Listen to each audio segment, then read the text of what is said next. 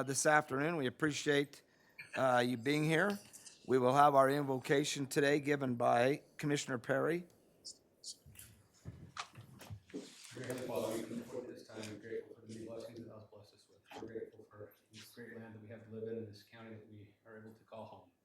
We ask you please bless and watch over those who protect us and serve us here in the community, and be with those who are in need of thy help at this time. We pray that thou will guide and direct us in thy service, that we can do the things that thou would have us do, and that we can take care of the business that we need to here today, and that we can all travel home safely tonight. We say this in the name of Jesus Christ. Amen. Amen. Thank you, Commissioner Perry. We'll have our pledge of allegiance given by our HR manager, Jenica Standard. Please stand and repeat the Pledge of Allegiance with me. I pledge allegiance to the flag of the United States of America and to the republic for which it stands, one nation, under God, indivisible, with liberty and justice for all. Thank you, Jenica. Appreciate that. Commissioners, have you had an opportunity to review the minutes of February 25th, 2026? Yes, I'll make a motion to approve the minutes of February 25th, 2026. Second it. We have a motion by Commissioner Bingham and a second by Commissioner Perry. If there are no further discussions, all in favor? Aye. Motion passes. Thank you very much. Okay, under administrative review, reports and future agenda items, Commissioner Perry. Just the Gold Star Monument that we're working on, so Okay, we'll hopefully get that on the next agenda. okay, very good. Commissioner Bingham? I don't have anything. Okay. And I have nothing as well. Oh, maybe one report. Maybe one report, and maybe Keith would know this. Let's see. Let's see where we're at. There we go. Where do you want to be? At Reformer? Yep. Okay. Okay, thank you. Now what? Former agenda items. So is it too late to do a report? I'm sorry about that. We can go back. No, you can do a report. I just learned that the Bearville Water Conservancy District, there's question about whether or not their emails have been hacked and not to open an email from them. Apparently, yeah. Tremont said something came out yesterday, the day before, and anyway. So yeah, we should be opening emails from them right now. Yeah, so, And I think our IT, Emails from the Conservancy District. yeah. yep. Unless you want everybody else to have emails that are not worth having. Okay, thank you, Commissioner Bingham. Okay, former agenda items. Okay. Let's see. Emergency management issues. Nothing. Not here. Okay. ARPA, LATCF. LATCF.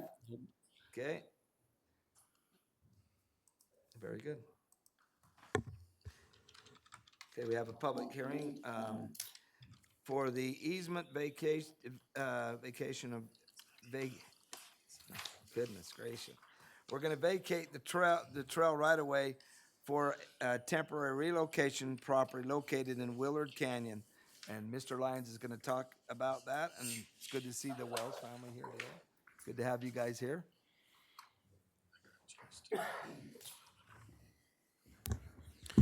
Good evening. All right, so what is proposed is to vacate the trail right-of-way that runs east-west up Willard Canyon. The trail currently is located on the north side of the canyon, or north side of the creek, I should say. And the proposal is to vacate that for public safety purposes while the landowner is doing some mining in that area. And the trail right-of-way would be relocated to the south side of the canyon, south side of the creek, where it would continue to exist for the time being. So the county entered into an agreement with the landowner, the Wells family, as well as Willard City. Each of them have various responsibilities with regard to this. And the agreement spells out very specifically a surveyed area where the trail would need to be relocated to, whose responsible for the construction of that trail, who's responsible for the maintenance of that trail, and that the trail will be likely relocated again in the future, all based around public safety and operations of the Wells mining operation on their private property. So with that said, there, per the county's vacation process, essentially goes through the planning commission. The planning commission heard this. The planning commission recommended approval. And then it goes to the county commission, and the county commission, they hold a public hearing, and then following the public hearing, they are to approve in part, or not approve the vacation. If approval is given, then at that point you would direct planning staff, myself, to prepare an ordinance for adoption that I would bring to you at your next meeting. The criteria for vacation, I'll run through those real quick, and then you can hold your public hearing and take any action that you'd like to. One, is there a prevailing public interest in keeping, in this case, the trail open? Based on the agreement between the county, Willard City, and the landowner, it is acknowledged that a trail right-of-way in Willard Canyon has long been established and utilized by the general public. Based on this information, there is a prevailing public interest in keeping the trail open. The agreement that is in place clarifies and binds that the landowner will provide and dedicate a new trail within a surveyed area in Willard Canyon for ongoing public use. It is agreed that a trail within the surveyed Willard Canyon area will consistently be in place and maintained in perpetuity. 2, does the proposed vacation substantially affect the county general plan or the transportation plan of the county? So this trail is included in the county's active transportation plan as an unofficial single-track corridor. So long as the agreement is fulfilled and a usable trail is in place and maintained, the proposed vacation would not affect the county's plan.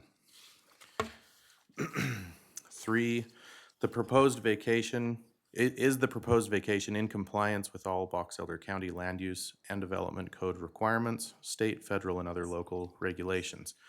To staff's knowledge, the proposed vacation is in compliance with all requirements and regulations. 4, will the proposed trail vacation financially harm any landowner or stakeholder who may have an interest in the right-of-way? The portion of trail proposed to be vacated is adjacent to one private landowner. They are a party in the agreement to ensure a perpetual right-of-way across their property. Adjacent landowners have been noticed as part of this public hearing process, and this process is in place to bring any evidence of harm to light.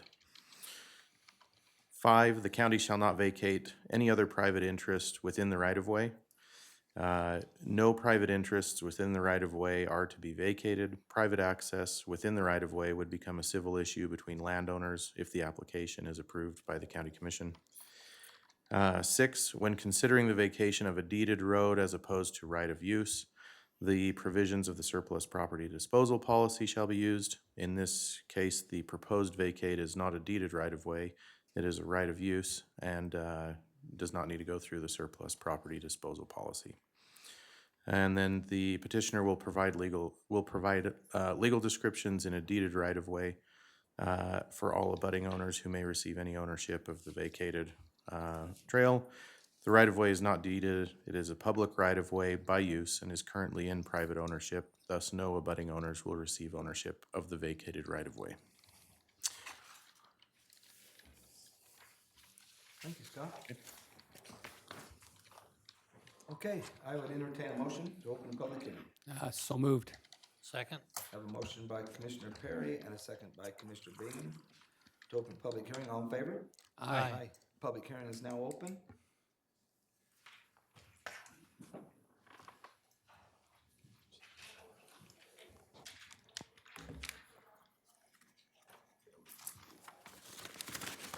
Let me get my notes out.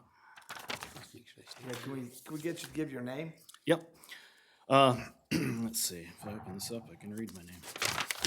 Yeah. Brad Wells. Oh, goodness. My name is Brad Wells, and on behalf of the Wells family, I would like to express our thanks to the Box Elder County Commission and the Box Elder County Attorney's Office for helping with this trail easement. Like I contacted Commissioner Perry almost 2 years ago and asked for his help in resolving this issue. The result is a win-win for the county, Willard City, and our family. The easement provides public access across our property while protecting our rights as property owners, which is what we wanted all along. It also contains provisions that allow us to move the trail when or if future conditions require it while continuing to allow public access. Again, we express our gratitude. Thank you. Thanks, Brad, appreciate that.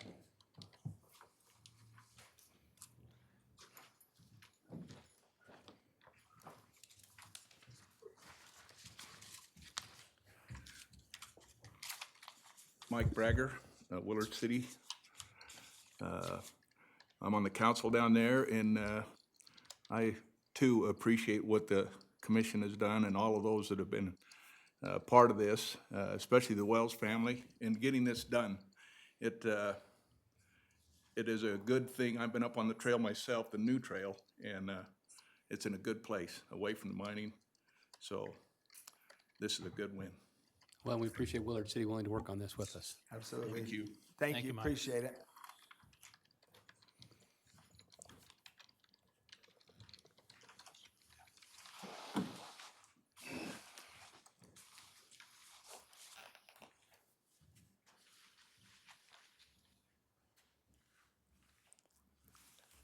Hi, my name is Lynn Murphy. I live in Willard, Utah.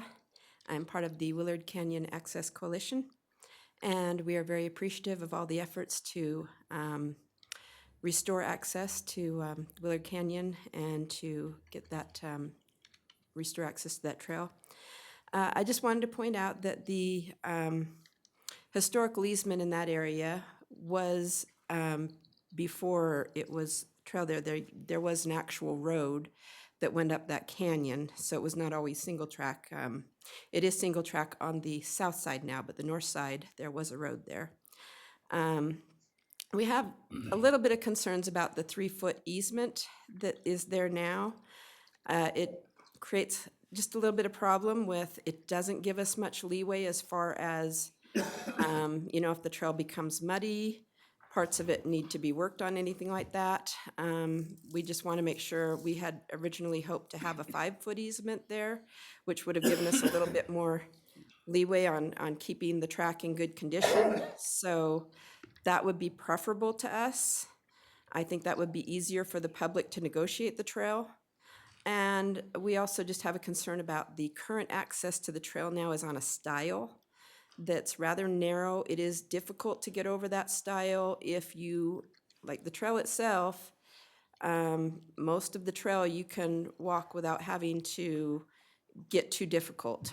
But the stile does create problems with, it's very steep, it's hard to get up and down, especially if you have a backpack on.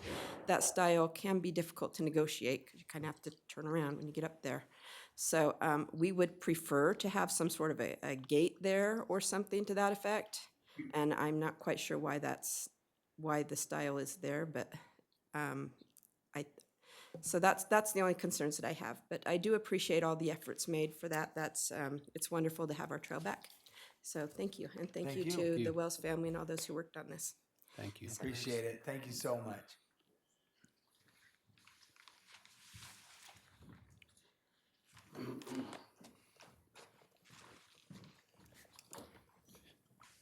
BJ Wells, part of the Wells family. To clarify a few points that were made, the historic road is what was washed out in Willard Canyon flood, so it's now basically the bottom of the riverbed.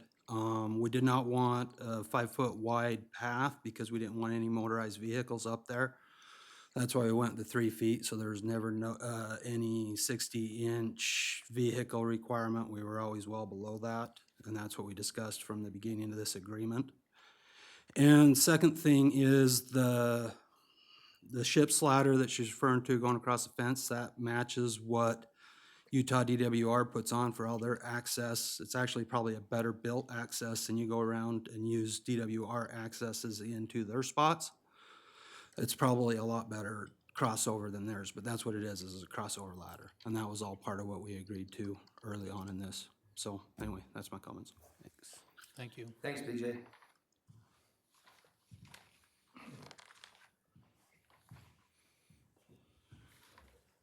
Rod Munn, Willard City Council. We've been working on this project for a long time, and we've had our guys up there on the trail after it's been lined out by, I guess, with the help of the county and especially with the help of the Welleses for this approval for the change, and we've started putting some signs in. We still have some work to do there, but we're moving forward with that.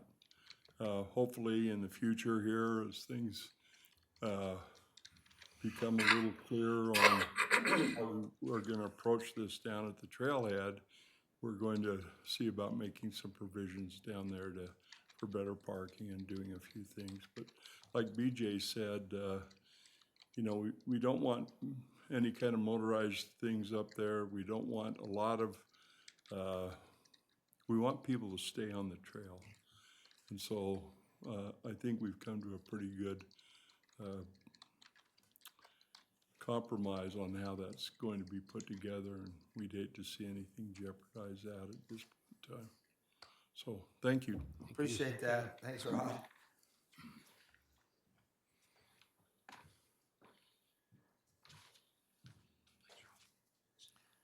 Are there any other comments?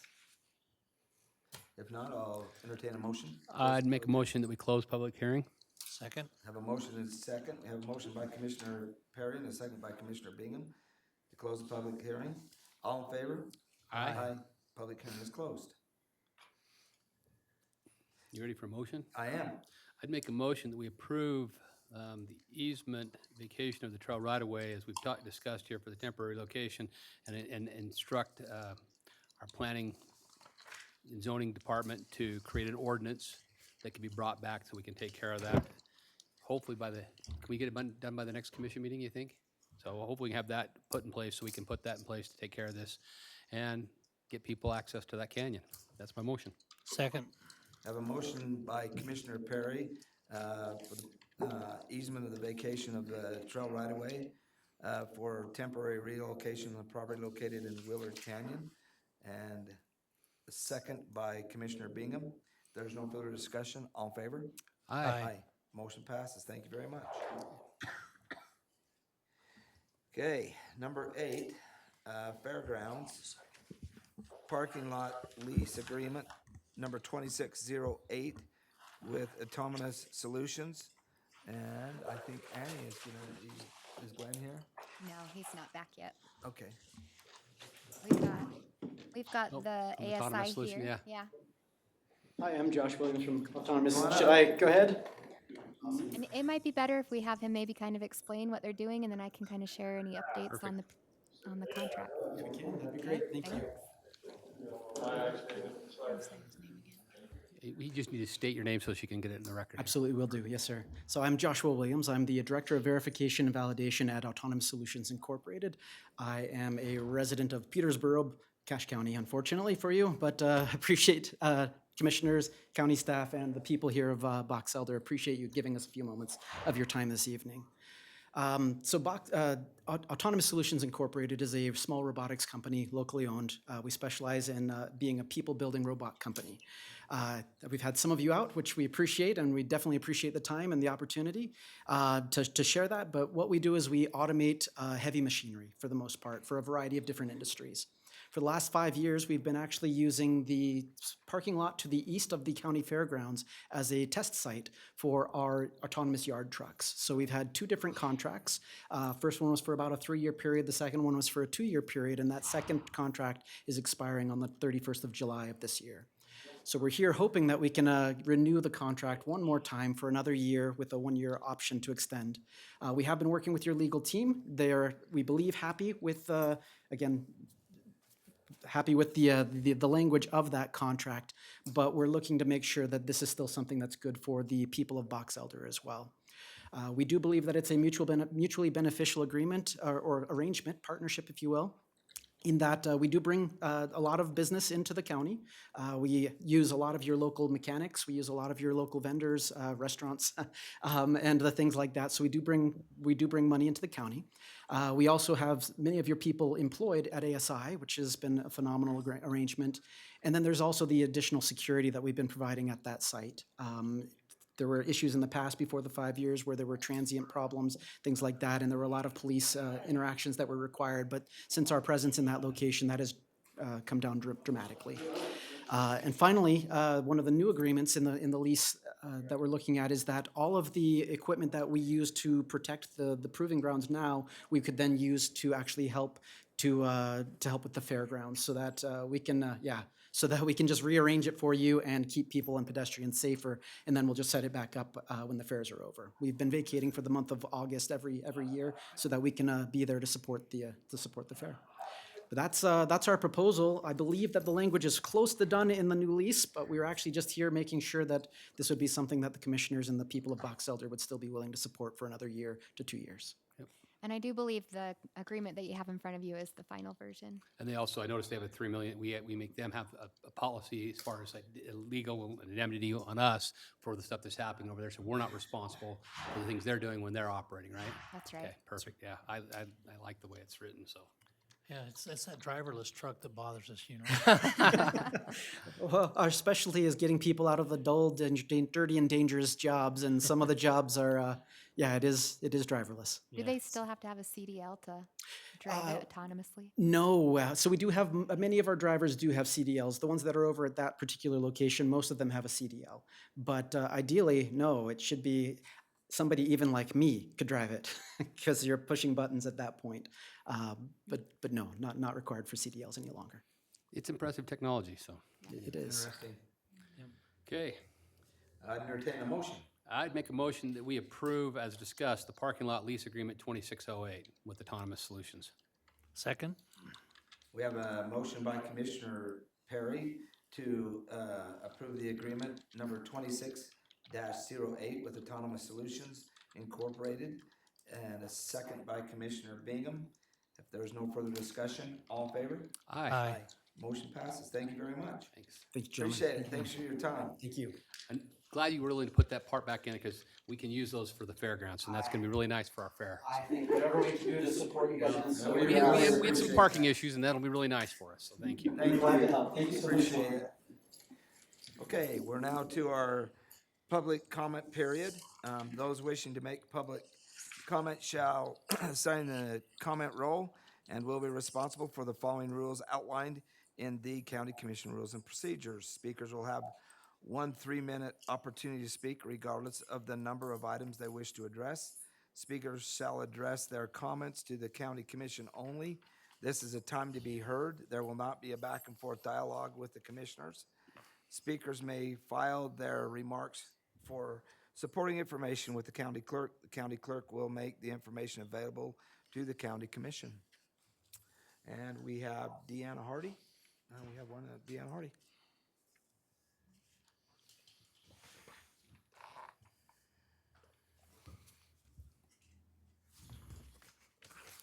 Okay, Deanna Hardy, Brigham. The Box Elder Committee of Liberty opposes the Box Elder County Fair because it forces the people to pay for another's entertainment. If you do not attend, you should not pay. The Box Elder County Fair needs to be a free market facility and event. The Box Elder County Fair began in the early 1900s to promote agriculture. In 1870, 70% of the population was involved in agriculture. Today, only 1 to 2% is involved in agriculture. Our farmers and ranchers are becoming extinct because of government overreach and control. Public education forces people to pay for another's education. This also needs to go to a free market system. You will have higher quality of education at a lower cost because of competition. The people who no longer have children in public school, or who never had children, or who chose to homeschool their children should not be forced to pay into the public education system. The elderly are losing their homes because they cannot afford to pay the forced property taxes to support the school system and other unconstitutional government programs. Quote, this does not include public safety, which benefits everyone. At the last commission meeting, Superintendent Steve Carlson and Jamie Kent of the Box Elder School District requested a fee waiver for the Box Elder County Fairgrounds Fine Arts Building to host their fundraising event to raise funds for the Health and Wellness Program. This program raises money to purchase soap, shampoo, etc. for students that do not have any. The fee waiver was approved by the Box Elder County Commissioners. It was noted that the commissioners will start charging a fee for events at the Fine Arts Building, as the requests for fee waivers have increased. Our committee agrees with this decision because the people should not be forced to pay for events held at the Fine Arts Building. It was reported that $28,000 was raised at their 2025 event. It was suggested to Superintendent Steve Carlson and Jamie Kent after their presentation out in the foyer that if the Box Elder School District would cease imposing 37% tax increase on the people could buy their own soap, shampoo, etc. for their families instead of the school taking the people's money from them and then raising funds to give a portion of the funds back to a few. Will the Box Elder School District do another fundraiser to help all the elderly who are losing their homes because of the property tax burden? Thank you. Thank you. Okay, you can do a work register. Send you down some stuff. Thanks, Jenica.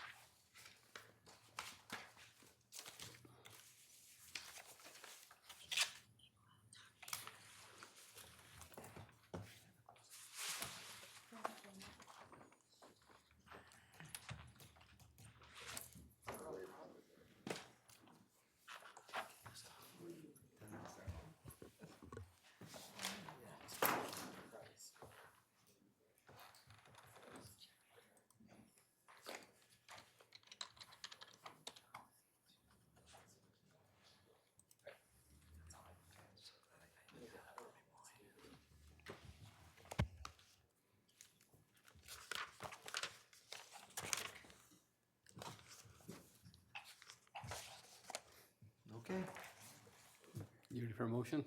I'm ready for a motion. I'd make a motion, we go into closed session for personnel matter. Second.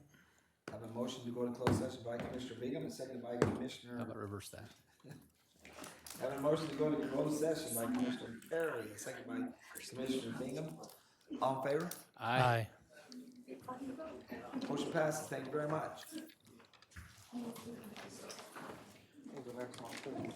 Thank you, sir.